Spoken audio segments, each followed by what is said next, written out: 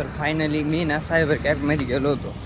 ते म्हणते वेबसाईटच ओपन नाही होती. सर म्हणते ओपन होती. मी इतक्यातच फॉर्म भरले.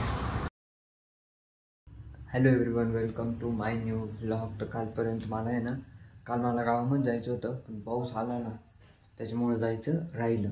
तर आता मला जायचं आहे गावामध्ये. आता वाजले 9:30 वाजले आता, आणि आता मला गावामध्ये जायचं.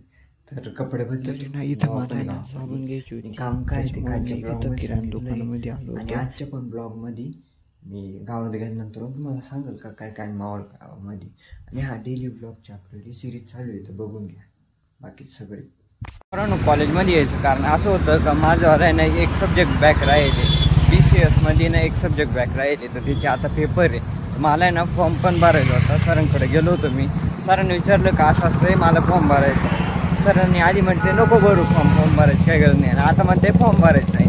मग आता मी तिथं विचारलं होतं. आता BCS परत मला कॉलेजमध्ये पण परत मला सायबर कॅफेमध्ये जायला लावलं, आणि तिथून मला फॉर्म पण भरायचा आहे. तो फॉर्म घेऊन घरी पण जायचं आहे बघा.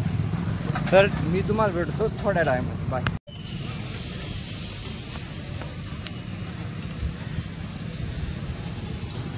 किती वाली? 45 वाली. 25 वाली.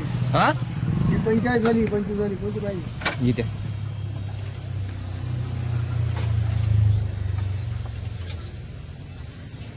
तर फायनली मी ना सायबर कॅफेमध्ये गेलो होतो. ते म्हणते वेबसाईटच ओपन नाही होती. सर म्हणते ओपन होती. मी इतक्यातच फॉर्म भरले.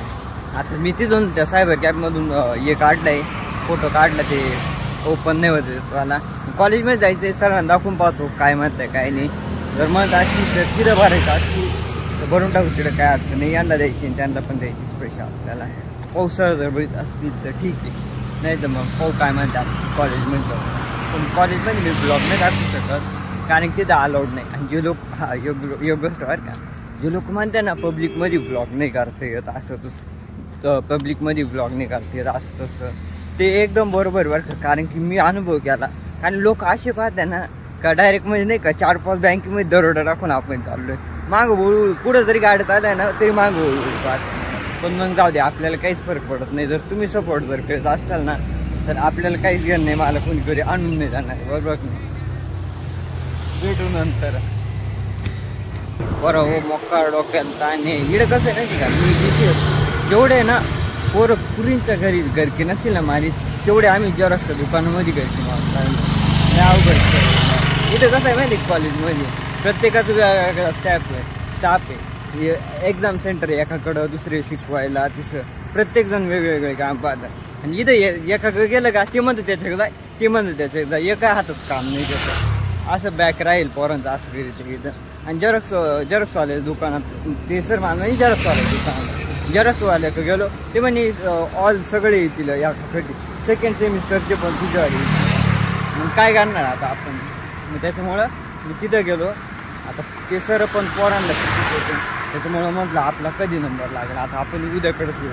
मग आता परत उद्याकडे सकाळी परत इथं यावं लागेल. एक म्हटलं सांगत रस्त्यानं गाड्याला चालले ना माग हळूहळू पाहू राहील, पण आपल्याला काही फरक पडत नाही. त्याच्यामुळं तुम्ही सपोर्ट करत चालतं, आपल्याला काही चालतं. भेटू घरी गेल्यावर. आता पाहू उद्या परत येऊन. आत्ताच मी घरी आलोय जस्ट. थोडा धुतले, कपडे बदलले. आता जेवण करू, पाहू काय भाजी करेल. काय भाजी करेल? काय भाजी करेल? बैंगन. अरे वा,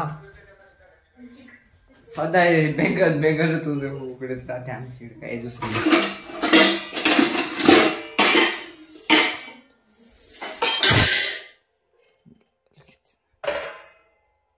काळ करेल का?